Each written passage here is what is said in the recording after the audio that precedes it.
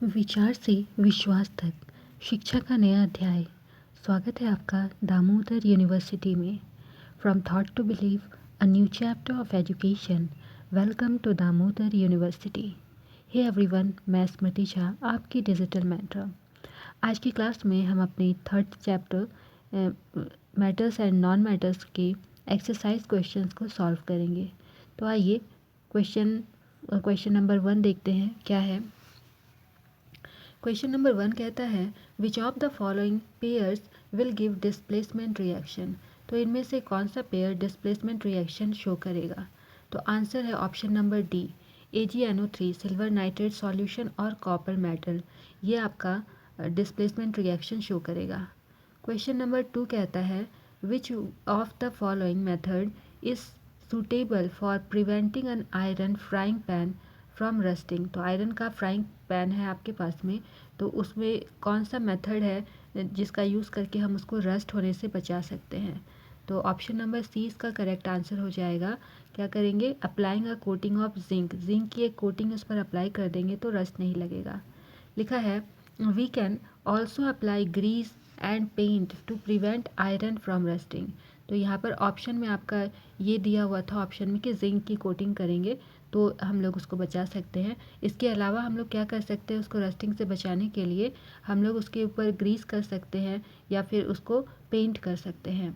However, in case of iron frying pan, grease and paint cannot be applied because when the pan will be heated and washed again and again, the coating of grease and paint would be destroyed। तो हमारा iron के case में अगर iron का frying pan है तो उसमें हम लोग ना पेंट कर सकते हैं ना ग्रीस लगा सकते हैं, क्योंकि इसको फर्दर जब हम लोग हीट करेंगे और अगेन एंड अगेन उसको बार बार वॉश करेंगे तो ये जो कोटिंग है ग्रीस की या फिर पेंटिंग की वो धीरे धीरे वो डिस्ट्रॉय हो जाती है।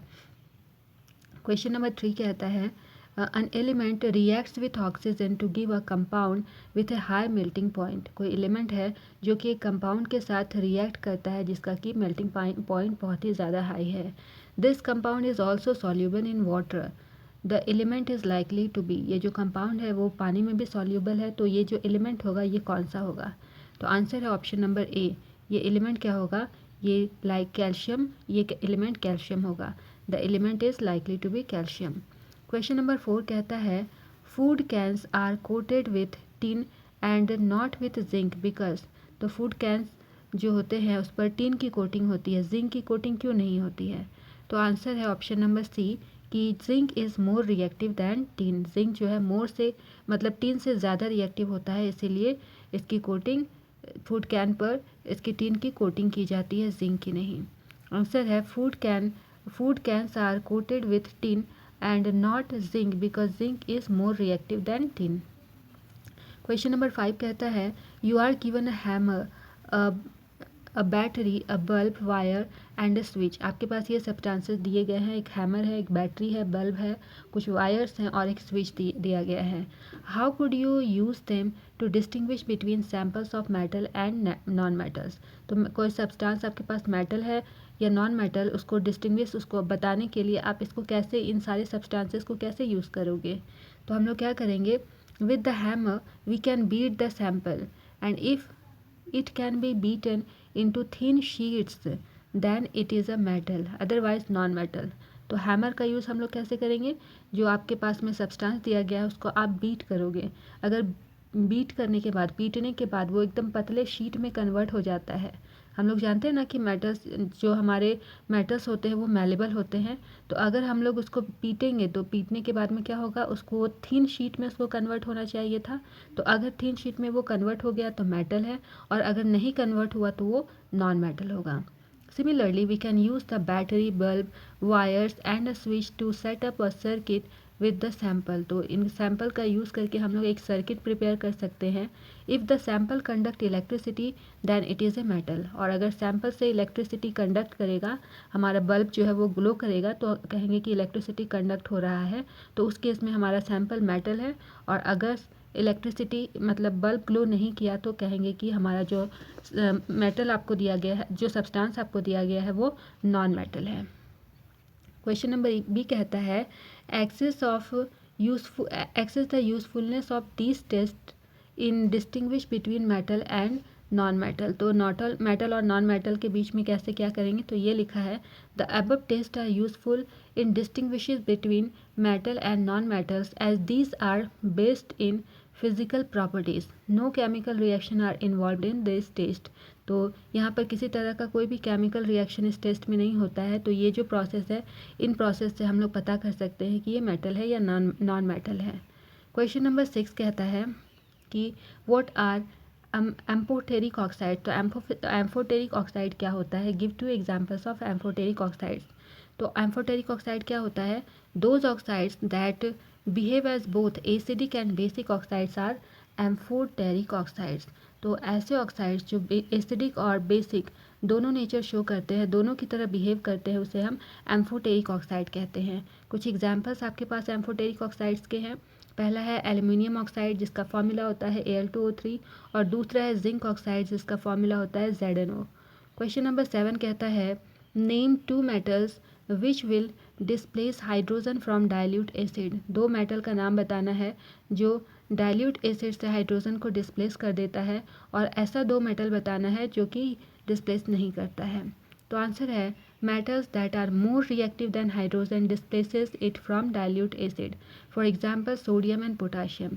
तो सोडियम और पोटाशियम ऐसा मेटल है जो कि हाइड्रोजन से ज़्यादा रिएक्टिव है और उसको डिस्प्लेस कर देता है। आगे लिखता है metals that are less reactive than hydrogen do not displace it.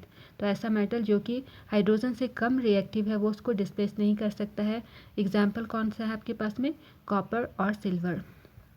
Question number 8 कहता है in the electrolytic refining of a metal M what would you take as the anode, the cathode and the electrolyte.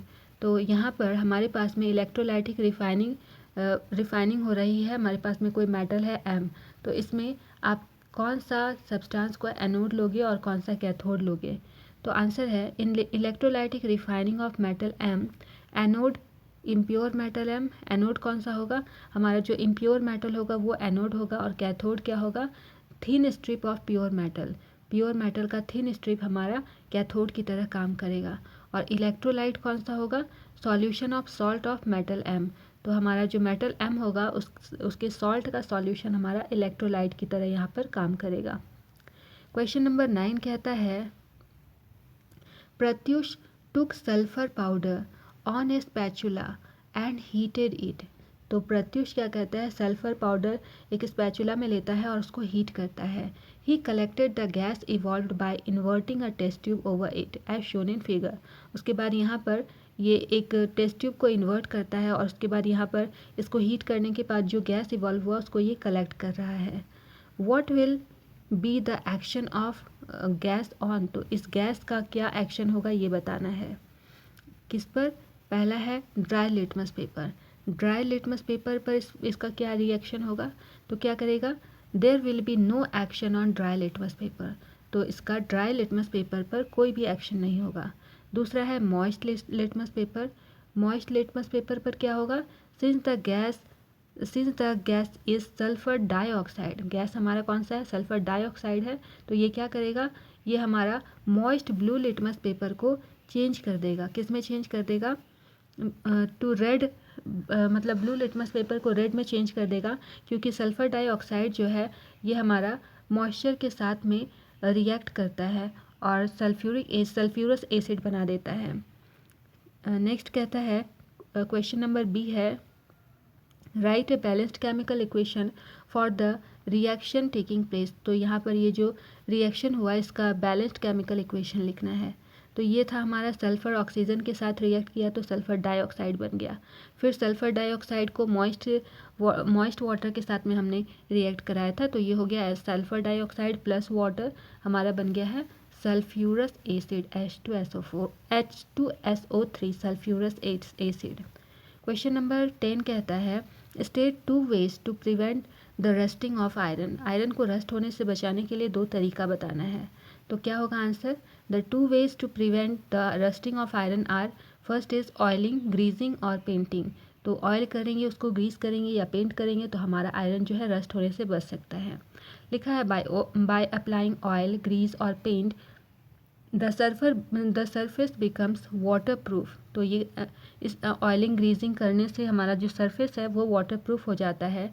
And the moisture and oxygen present in the air can not come into contact with iron. तो इस तरह से moisture जो है, oxygen में present moisture जो है वो आयरन के कांटेक्ट में नहीं आता है, इस वजह से हमारा आयरन जो है वो रस्ट होने से बच जाता है। नेक्स्ट है गैल्वेनाइजेशन। गैल्वेनाइजेशन करके बचा सकते हैं। गैल्वेनाइजेशन क्या होता है? An iron article is coated with a layer of zinc metal which prevent the iron to come in contact with oxygen and moisture, hence rusting is prevented. तो galvanisation में क्या होता है, जो हमारा मेटल है आयरन का, उसके ऊपर जिंक की कोटिंग की जाती है। तो जिंक की कोटिंग करने से हमारा ये जो आयरन है वो ऑक्सीजन और मॉइस्चर के साथ में कांटेक्ट में नहीं आता है, इस वजह से हम लोग उसको रस्टिंग से उसको प्रिवेंट कर सकते हैं इस तरह से। क्वेश्चन नंबर 11 कहता है what type of oxides are formed when non metals combined with oxygen. तो नॉन मेटल ऑक्सीजन के साथ कंबाइन करता है तो किस तरह का ऑक्साइड बनेगा? आंसर है non metals combine with oxygen to form acetic oxide. तो एसिटिक ऑक्साइड का फॉर्मेशन होगा। ये हमारा फॉर्मूला मतलब इक्वेशन के फॉर्म में है। नॉन मेटल हमारे पास में सल्फर है, ऑक्सीजन के साथ रिएक्ट किया तो ये है सल्फर डाइऑक्साइड, जो नेचर में कैसा है, एसिडिक है। क्वेश्चन नंबर 12 कहता है गिव रीजंस। पहला है platinum gold and silver are use to make jewellery. तो ज्वेलरी बनाने के लिए प्लैटिनम गोल्ड और सिल्वर का ही यूज़ हम क्यों करते हैं? तो लिखा है platinum gold and silver are use to make jewellery because they are very lustrous. हम लोग इसका यूज़ क्यों करते हैं? क्योंकि ये बहुत ही लश्चरस होते हैं। So they are very very less reactive and do not corrode easily. तो ये बहुत ही कम रिएक्टिव होते हैं और ये कोरोड नहीं करते हैं, इसीलिए हम इसका यूज़ करते हैं। नेक्स्ट है sodium potassium and lithium are stored under oil. तो सोडियम पोटेशियम और लिथियम को हम ऑयल में क्यों स्टोर करते हैं? आंसर है sodium potassium and lithium are very reactive metals and react very vigorously with air as well as water. तो ये हमारा जो सोडियम पोटेशियम और लिथियम है, ये हमारा बहुत ही रिएक्टिव मेटल होता है, और अगर ये एयर और वाटर के मतलब संपर्क में आ गया तो ये क्या हो गया, ये बहुत ही विगरसली बर्न करने लगता है, इसमें आग लग जाती है। They are kept immersed in kerosene oil in order to prevent their contact with air and moisture. इसलिए इसको एयर और मॉइस्चर के कॉन्टैक्ट में आने से बचाने के लिए हम लोग इसको कैरोसिन में कैरोसिन में इमर्स करके रखते हैं। नेक्स्ट है aluminium is a highly reactive metal yet it is use to make utensils for cooking. तो एल्यूमिनियम बहुत ही ज़्यादा हाईली रिएक्टिव मेटल है, फिर भी हम लोग कुकिंग यूटेंसिल बनाने के लिए हम लोग इसका यूज़ करते हैं। क्यों करते हैं? तो आंसर है दो aluminium is a highly reactive metal it is resistant of corrosion. तो ये हाईली रिएक्टिव मेटल तो है, लेकिन फिर भी ये कॉरोजन रेजिस्टिव, मतलब कॉरोजन इसमें नहीं होता है। This is because aluminium reacts with oxygen prevent in air to form a thin layer of aluminium oxide. ऐसा इसलिए होता है कि हमारा जो एल्यूमिनियम है ऑक्सीजन के साथ में रिएक्ट करके अपने ऊपर में एक एल्यूमिनियम ऑक्साइड का थिन लेयर बना लेता है। This oxide layer is very stable and prevent further reaction of aluminium with oxygen. तो ये जो ऑक्साइड का लेयर बनता है ये स्टेबल होता है और एल्यूमिनियम को फिर से ऑक्सीजन के कांटेक्ट में आने के बाद में उसको बचाता, ऑक्सीजन के कांटेक्ट में आने से फिर से उसको रोकता है। As it is light in weight and a good conductor of heat hence it is use to make utensils. अब इसलिए क्योंकि ये मतलब इस वेट में भी हल्का होता है और मतलब हीट का गुड कंडक्टर है, इस वजह से हम लोग इसको कुकिंग यूटेंसिल्स में यूज़ करते हैं। नेक्स्ट कहता है carbonate and sulphide ores are usually converted into oxides during the process of extraction. तो ऐसा क्यों करते हैं? तो आंसर है carbonate and sulphide ores are usually converted into oxides during the process of extraction because metals can be easily extracted from their oxides. ऐसा इसलिए करते हैं क्योंकि मेटल को उसके ऑक्साइड से हम लोग इजीली एक्सट्रैक्ट कर पाते हैं rather than from their carbonate and sulphides. तो उसके कार्बोनेट और सल्फाइड्स के फॉर्म से के कंपैरिजन में ज़्यादा इजीली उसके ऑक्साइड फॉर्म से हम लोग उसको एक्सट्रैक्ट कर पाते हैं। क्वेश्चन नंबर 13 कहता है you must have seen tarnished copper vessel being cleaned with lemon or tamarind juice. Explain why these salt substances are effective in cleaning the vessels.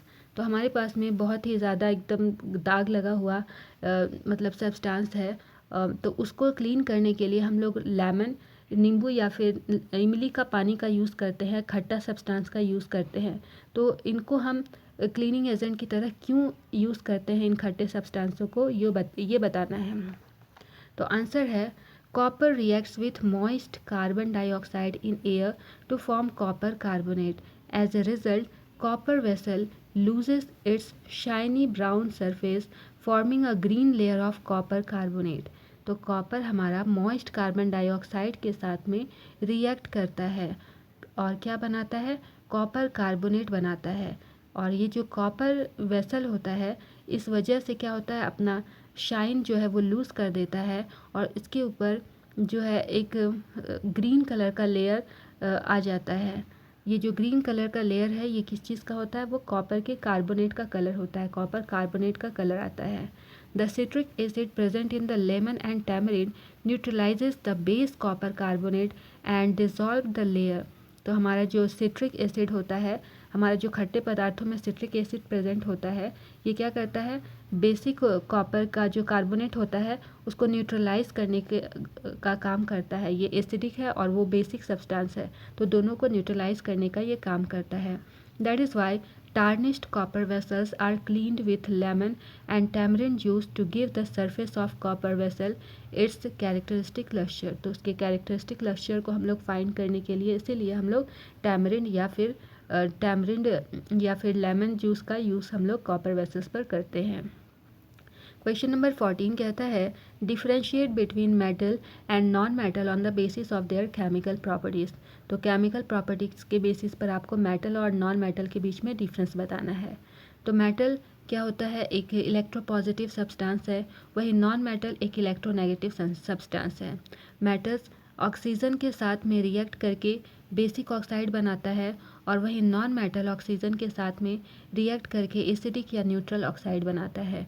इसका एग्जाम्पल दिया हुआ है, सोडियम मेटल हमारा ऑक्सीजन के साथ में रिएक्ट करके Na2O बनाया, तो ये आयोनिक, मतलब इनके बीच में जो बॉन्ड बनता है वो आयोनिक होता है।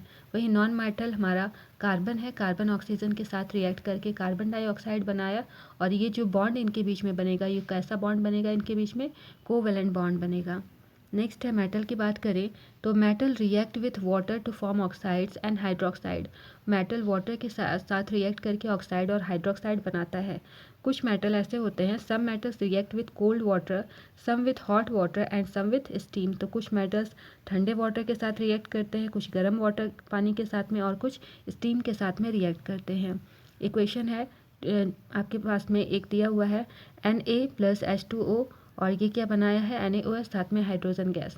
वही बात करें नॉन मेटल की तो they do not react with water, non metal water के साथ रिएक्ट ही नहीं करते हैं।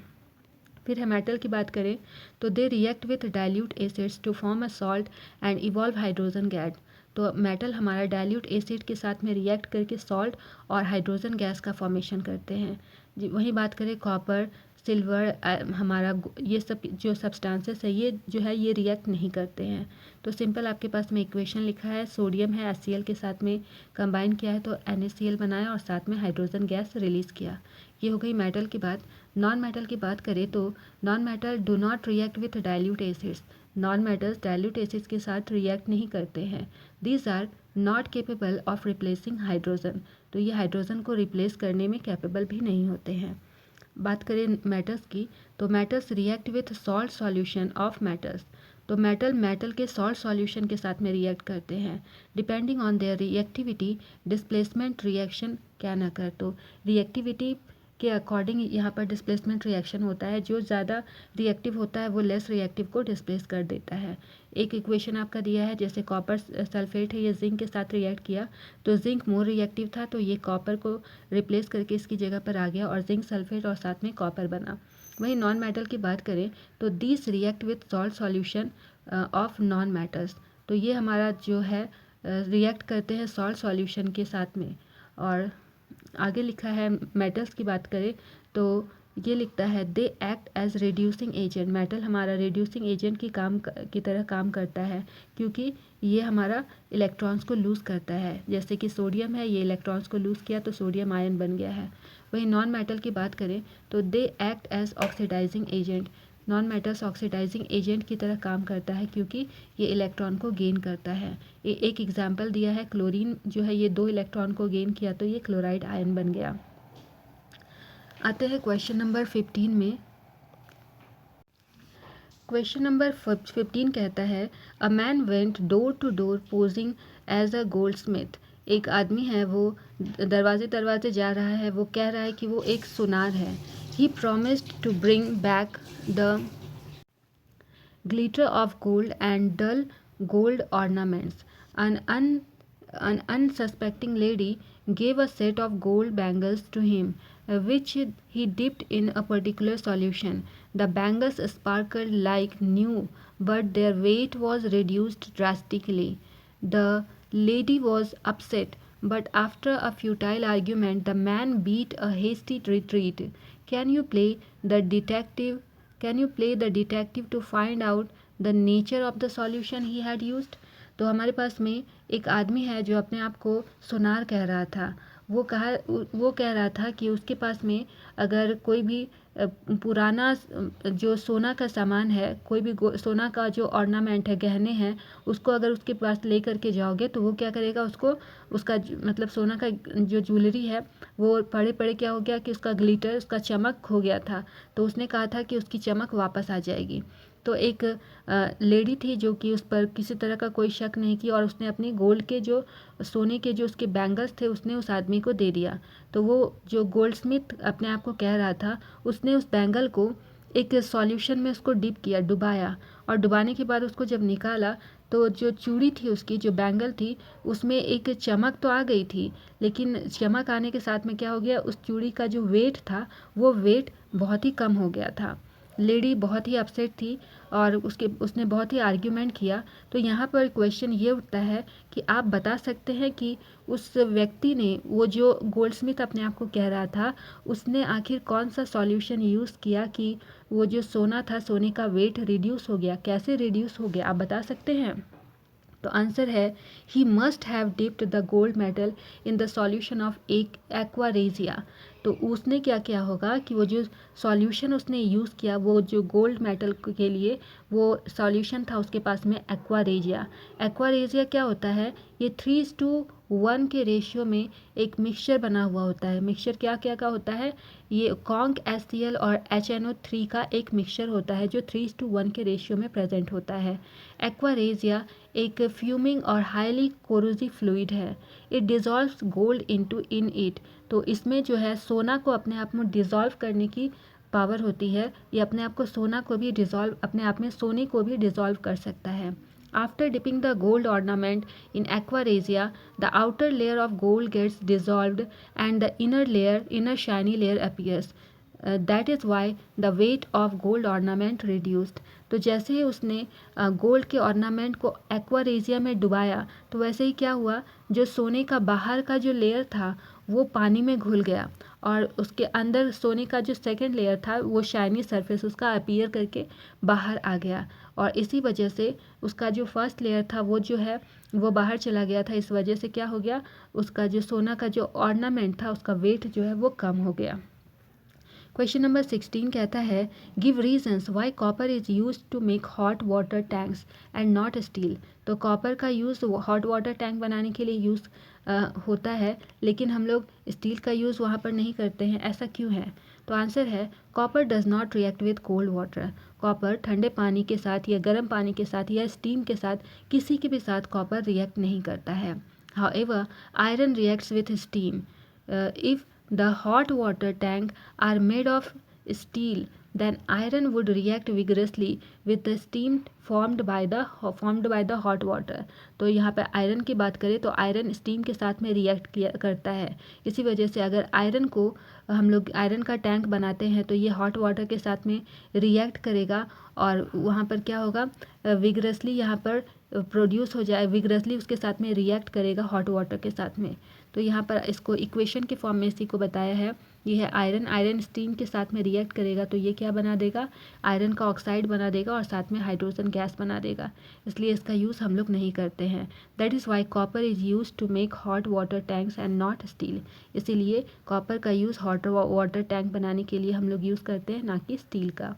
तो मेरे प्यारे बच्चों, ये थी हमारी आज की क्लास। यदि कोई भी डाउट हो तो आप हमारे डीयू के कमेंट सेक्शन में अपना सवाल ज़रूर पूछें। मैं हर एक लर्नर को रिप्लाई देने की कोशिश करूँगी। Okay then, keep learning, keep growing only at DU. मिलते हैं अगली क्लास में। Bye bye.